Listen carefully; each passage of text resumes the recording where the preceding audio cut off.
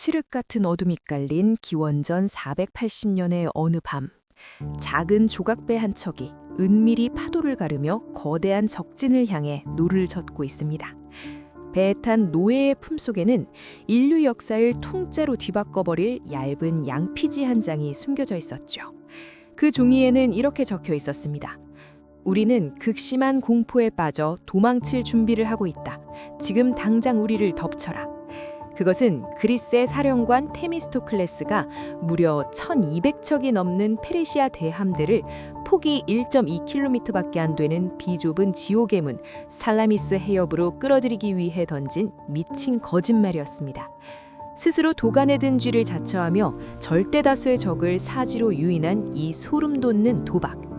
만약 대왕 크세르크세스가 이 거짓말을 의심했다면 오늘날 우리가 아는 민주주의도 서양 철학도 파르테논 신전도 영원히 세상에 태어나지 못했을 겁니다. 서양 문명 전체의 운명이 단 한 장의 가짜 편지에 매달려 있던 인류 역사상 가장 위태롭고 짜릿한 밤이었죠.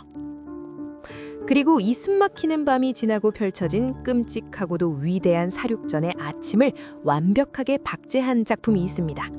19세기 독일 낭만주의의 거장 빌헬름 폰 카울바흐가 그린 압도적인 대형 벽화 살라미스 해전입니다. 서늘한 파도 위로 쩍쩍 달라지는 전함들과 핏빛으로 물든 바다, 그 위로 쏟아지는 신성한 황금빛 조명까지. 이 그림은 2차 세계대전 당시 뮌헨을 잿더미로 맞는 연합군의 무자비한 융단 폭격 속에서 의사당 지붕이 날아가는 와중에도 기적처럼 살아남아 그날의 처절했던 비장함을 오늘날까지 뿜어내고 있습니다. 그런데 말입니다. 여러분은 지금 이 거대하고 성스러운 명화에게 완벽하게 속고 있습니다. 이 그림은 단순히 고대의 승리를 기록한 다큐멘터리가 결코 아니거든요. 화가가 치밀한 정치적 의도로 계산해 놓은 오리엔탈리즘의 편견과 무서운 선전선동에 화면 곳곳에 소름 돋게 숨겨져 있습니다. 게다가 이 불가능한 승리를 이끌어내며 서양 문명을 구원한 천재 영웅 테미스토클레스는 훗날 도저히 믿기 힘든 기가 막힌 결말을 맞이하게 되죠.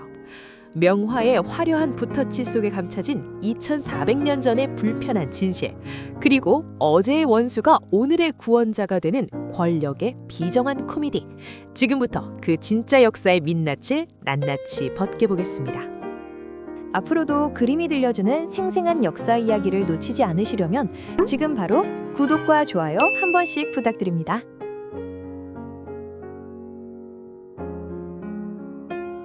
만약 고대 그리스가 페르시아 제국에게 멸망했다면 오늘날 우리가 아는 민주주의, 서양 철학, 그리고 찬란한 고전 예술은 과연 존재할 수 있었을까요? 서양 문명의 씨앗이 싹트기도 전에 무참히 짓밟힐 뻔했던 인류 역사의 거대한 분수령이 된 단 하루의 전투가 있습니다.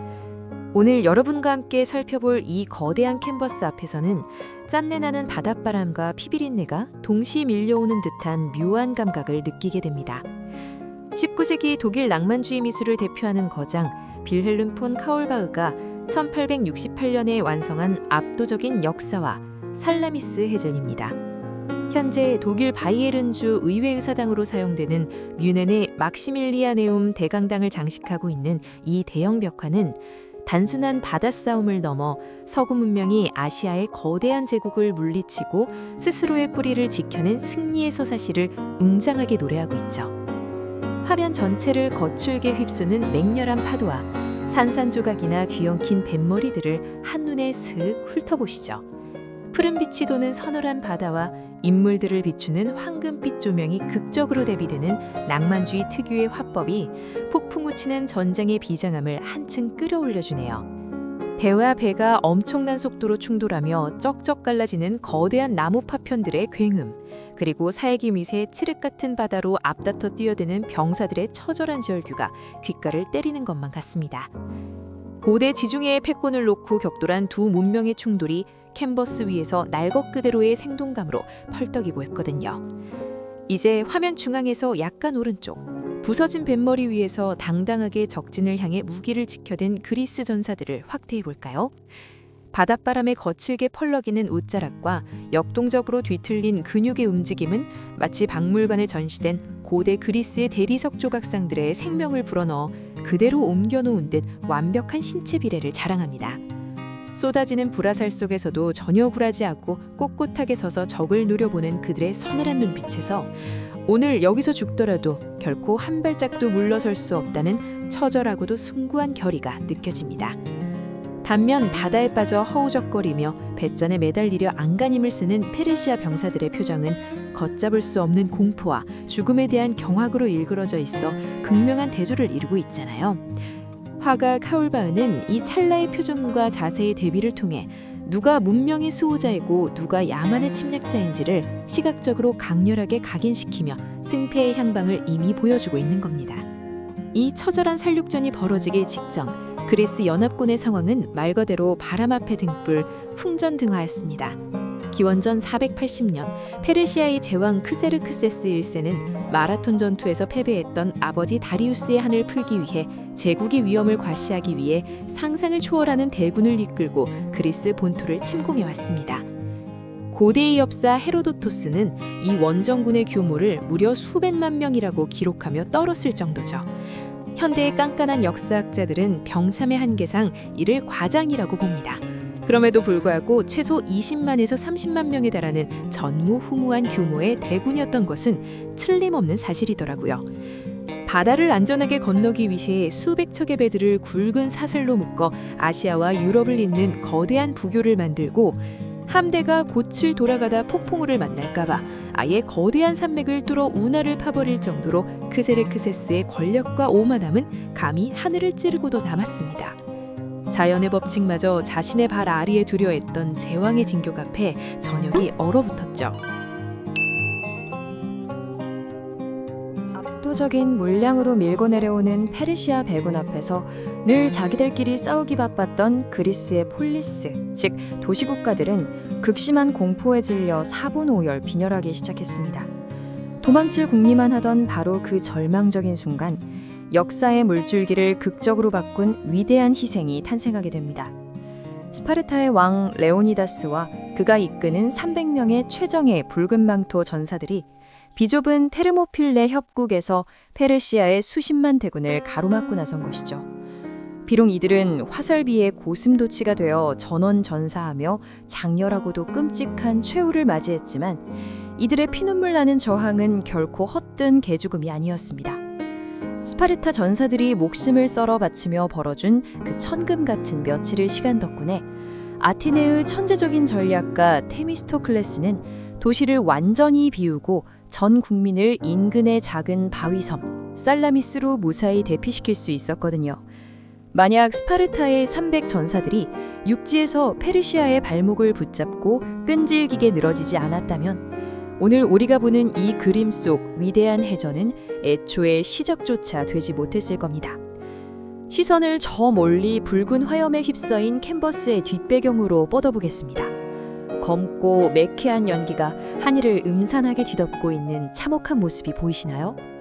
저 불길은 바로 페르시아군의 말벌고발에 무참히 짓밟히고 약탈당하며 맹렬하게 타오르고 있는 아테네 시가지입니다.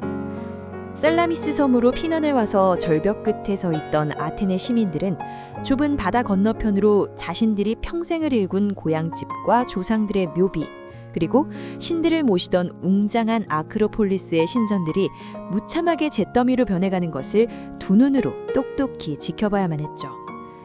피눈물을 삼키며 억장이 무너지는 그 뼈저린 슬픔과 끓어오르는 복수심이 과연 얼마나 컸을지 짐작조차 하기 힘드네요.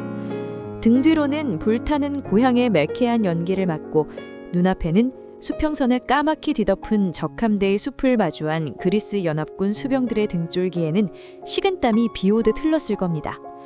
육지뿐만 아니라 바다 위 해군의 전력 차이도 절망적이기는 매한가지였습니다.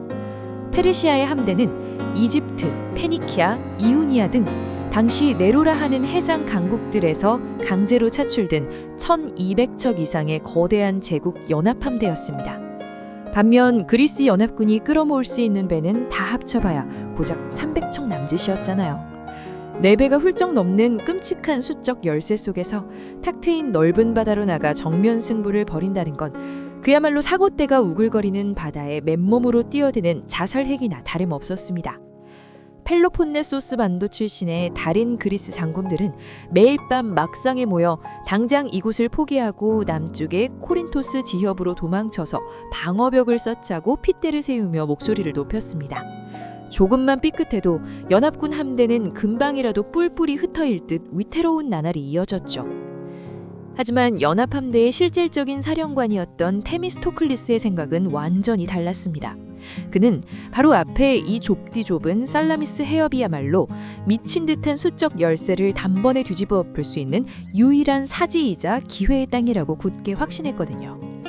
폭이 좁은 곳은 불과 1.2km 남짓에 불과하고 물살이 거세며 암초가 숨어있는 이 비좁은 병목 구간으로 덩치 크고 수가 많은 페르시아 배들을 유인해낸다면 어떻게 될까요? 적들은 대형을 유지하지 못한 채 자기들끼리 녹아 엉키고 뱃머리가 부딪혀 혼비백산할 것이고 결국 그 잘 안 가던 숫자의 우위가 오히려 그들의 숨통을 조이는 치명적인 독이 될 것이라 정확히 간파한 겁니다. 문제는 단 하나. 어떻게 저 교만하고 의심 많은 제왕 크세리를 이 좁은 구덩이로 제발로 걸어 들어오게 하느냐는 것이었죠. 테미스토클레스는 여기서 병법의 역사의 길이 남을 기가 막히고도 뻔뻔한 심리전을 펼치기 시작합니다. 자, 대왕 크세르크세스의 거대한 함대가 테미스토클레스의 치명적인 덫을 덥석 물고 비좁은 지옥의 문 살라미스 해협으로 꾸역꾸역 밀려 들어오기 시작했습니다. 이 칠흑 같은 밤이 지나고 날이 밝으면 인류 역사를 영원히 뒤바꿔 놓을 가장 처절하고 위대한 사륙전에 막이 오르게 됩니다. 서구 문명의 숨통이 끊어지기 직전의 이 찰나의 순간, 과연 단 300척의 그리스 연합군은 어떻게 4배가 넘는 제국의 대함대를 도륙하고 역사의 물줄기를 돌려 세웠을까요? 그리고 이 웅장한 영화 속에 화가가 은밀하게 덧칠해 놓은 소름 돋는 정치적 프로파간다의 진짜 실체는 무엇일까요? 자신이 구원한 조국으로부터 처참하게 버림받고 결국 적국의 총독이 되어버린 영웅 테미스토클레스의 기가 막힌 운명과 살라미스 해전의 그 숨겨진 진짜 결말은 이어지는 2부에서 본격적으로 펼쳐집니다. 오늘 이야기가 흥미로우셨다면 구독과 좋아요 그리고 알림 설정까지 꼭 부탁드립니다. 여러분의 따뜻한 클릭 한 번이 이 거대한 역사의 캔버스를 채워나가는 가장 큰 원동력이 됩니다. 그럼 저는 서구 문명의 운명이 결정되는 그 핏빛 바다의 한가운데 2부 이야기로 지체 없이 돌아오겠습니다. 시청해 주셔서 감사합니다.